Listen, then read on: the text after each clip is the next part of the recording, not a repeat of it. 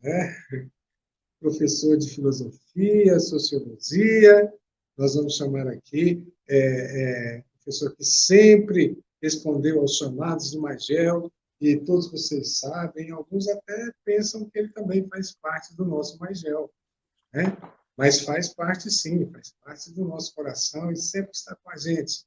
E aí, professor Dumas, fala com a gente, como é que você está, meu irmão? Opa, boa noite, Rocha, boa noite, Lobão, boa noite a todos os companheiros e companheiras que já nos antecederam nessa aula solidária, aulão solidário. Tudo beleza? Uma satisfação estar aqui com vocês. Então, Douglas, o pessoal está aí aguardando as suas dicas quentes de filosofia, sociologia, filosofia principalmente, né? O que Uhum, você diz para a gente sobre a prova do Enem? legal. Eu eu tenho aqui uns slides, mas eu não vou saber compartilhar. Não sei se eu saberei compartilhá-los. Eu tinha pensado aqui, pensado não, vou trabalhar com vocês aqui quatro filósofos. Esses quatro filósofos, eles têm aparecido bastante nos últimos Enem. No caso aqui é o Foucault, que é um filósofo que a gente quase não cita ele, né? Ele quase não é estudado, né? Um filósofo contemporâneo. Ele é de 1926, nasceu, né, em 1926 e morreu em 1984. Ele é contemporâneo nosso. A obra fundamental, a obra mais citada dele é o Vigiar e Punir. Então fiquem atentos quando vir na prova de filosofia qualquer questão relacionada a vigiar e punir, então você já fique já atento que é o Foucault. Foucault é que vai tratar disso. E qual é a natureza? O que ele quis discutir com a obra Vigiar e Punir? É a questão do controle social, né? De forma, o Estado, o poder político, como que ele faz para controlar as pessoas socialmente, né?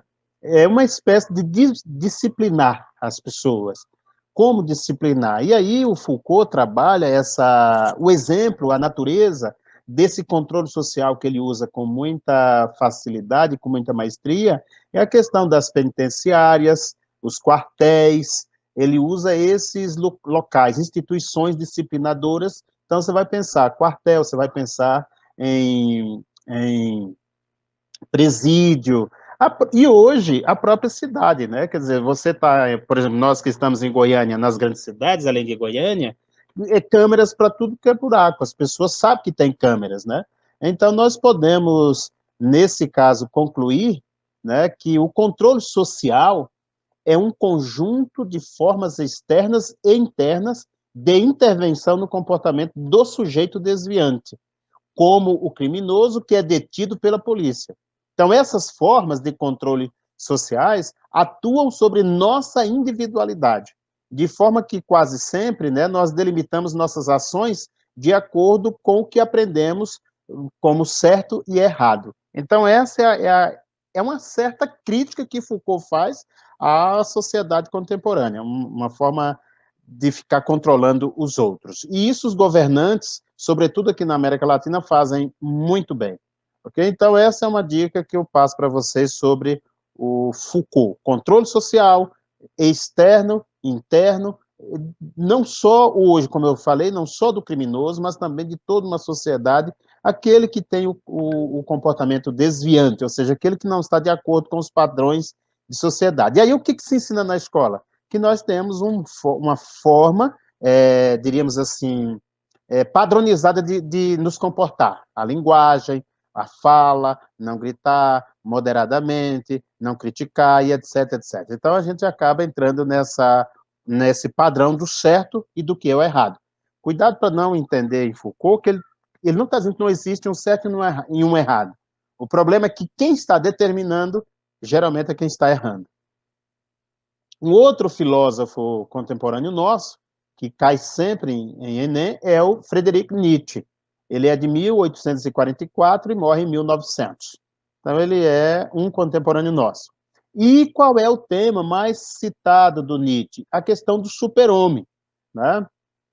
Nietzsche é um grande crítico da sociedade contemporânea, sobretudo dos eruditos, aqueles que falam muito bem rebuscadamente da filosofia, sobretudo da filosofia clássica. Ali ele vai criticar o Sócrates, a Platão, Aristóteles, aquele povo tudo é criticado por ele, e aí essa crítica se estende à cultura judaico-cristã. E aí o que que entra? A ideia de bem e a ideia de mal. Nietzsche vai dizer, não sou um homem, eu sou uma dinamite. Por quê? Porque a função dele como filósofo é explodir todas essas verdades que vêm da filosofia clássica. E aí o problema é a moralidade contemporânea. Então, se há um bem, se há um mal, Nietzsche diz que nós não temos uma visão exata do que é o bem e do que é o mal. Porém, diz ele, inventaram a ideia de bem e de mal para controlar os homens. Então, Nietzsche criticou os valores morais e, em seguida, apontou uma solução. Qual é a solução? Se a moral não é baseada na natureza cristã, e o homem, a mulher contemporâneo vive em função disso, o medo de Deus, de ir para o inferno, essa coisa toda, então o que ele vai dizer? Vamos criar o super-homem. Então, um passo a passo que se inicia, e ele cria uma obra, ele escreve na obra Genealogia da Moral, né, para mostrar que a moral é criada, ela é uma invenção, sobretudo do cristianismo, então ele vai dizer que nós precisamos ir além disso, entendeu? Então, a transvalorização não é uma atividade isolada e não se encerra em si mesma. A transvalorização é um processo contínuo que deve ser praticado ininterruptamente por todos nós, visando sempre o fortalecimento do ser humano. E aí ele fala do super-homem. Então, a solução é o super-homem. Quem é o super-homem nietzschiano? É aquela que guia por si próprio. Aquela que tem um olhar para a vida a partir de si próprio, que olha a realidade, que pensa a realidade. Mas não é um pensar a partir do meu achismo, mas um pensar filosófico, científico, e que eu possa, então, me tornar, de fato, um homem, uma mulher capaz e forte, no sentido de fazer mudanças na minha própria vida. Nietzsche é uma figura importante para pensar o momento contemporâneo que estamos vivendo. René Descartes é um filósofo, é o terceiro filósofo que eu falo, ele sempre aparece também, ele é de 1596, morre em 1650. Ele é um filósofo moderno. Falou em racionalismo, falou em dúvida metódica, não tenham nenhuma incerteza, está se falando de René Descartes, tá? Dúvida metódica. E aí o que é importante nisso? É Descartes pensar um método. Então, toda a filosofia moderna, contemporânea, tem, para algumas pessoas, fundamentação em Descartes, o racionalismo. E aí, o que chama atenção na discussão é aqueles filósofos, sobretudo os ingleses, que vão contrário a Descartes, que são os empiristas. Então, você vai ter uma discussão filosófica, racionalismo com Descartes, empirismo com David Hume, Francis Bacon, John Locke e o próprio Thomas Hobbes. Então, esse Descartes, ele é o defensor de que todos nós já nascemos conhecendo.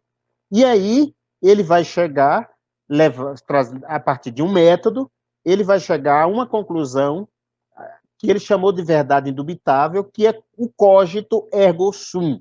Porque ele vai dizer, para chegar à verdade, de fato, você comece duvidando de tudo, de absolutamente tudo.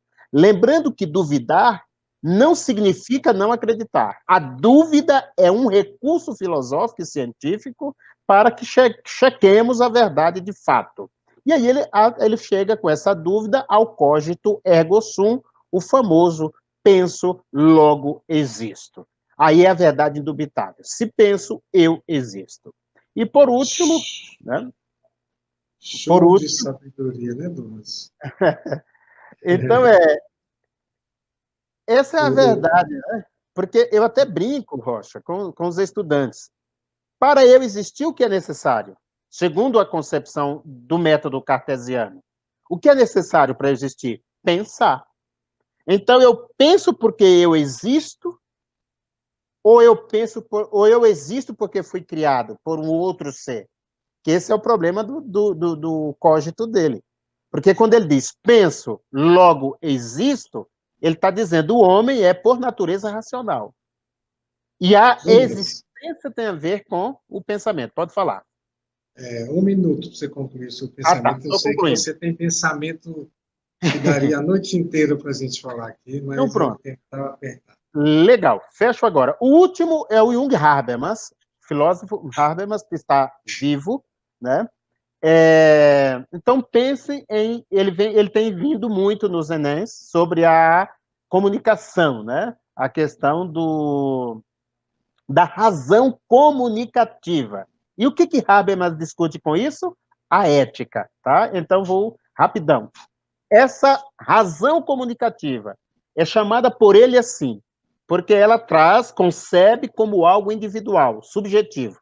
Então, ele está dando vazão ao debate, à discussão, ao contraditório, o que é muito difícil nos dias de hoje.